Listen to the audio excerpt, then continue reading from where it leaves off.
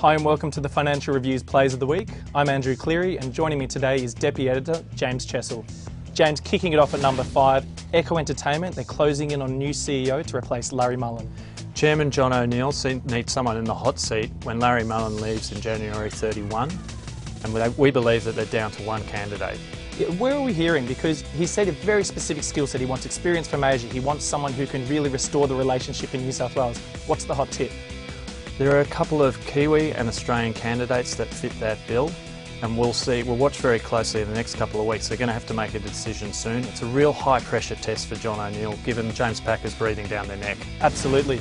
In number 4, Gail Kelly. She really brought home the bacon at Westpac this week. In the form of $6.6 billion cash profit, easily the best received of the major 4 banks during reporting season. Why was it so well received? Because it wasn't that long ago that people were saying Gail Kelly might have been in trouble. Absolutely. 18 months ago, people were questioning how long she'd hang on at Westpac. Now she's top of the pile. One of the keys to this has been the turnaround at St George, a much maligned acquisition at the time. It's now generating real money for Westpac. And number 3, Roman Abramovich has been in town in Queensland. He's not there for the weather.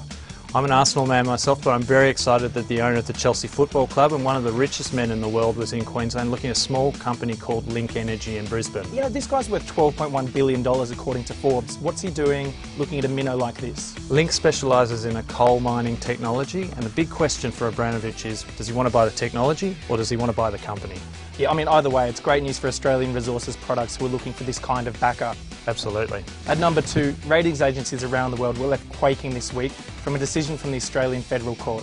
It's difficult to overstate this decision. The court found that S&P misled investors by giving fiendishly complex financial instruments a AAA credit rating. And so it's really, this is a massive case for S&P, but it's not just S&P who are affected here.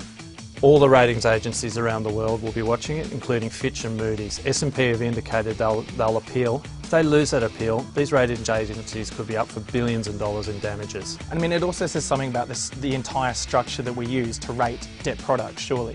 A lot of the questions that were asked during the global financial crisis have been answered by this court case. And in the top place, BHP Billiton, they're looking to life after Marius Kloppers.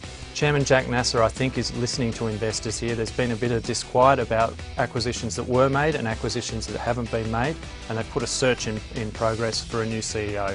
And so what are we hearing? I mean, is this going to be a quick process? They're down to 4 internal candidates, and they're also looking at external candidates.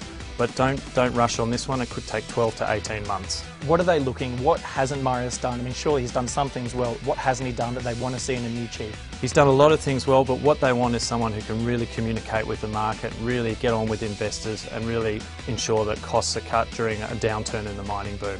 Thanks, James. Those are our top 5 plays of the week. Look out for more analysis in the Weekend Financial Review, and we'll see you next week.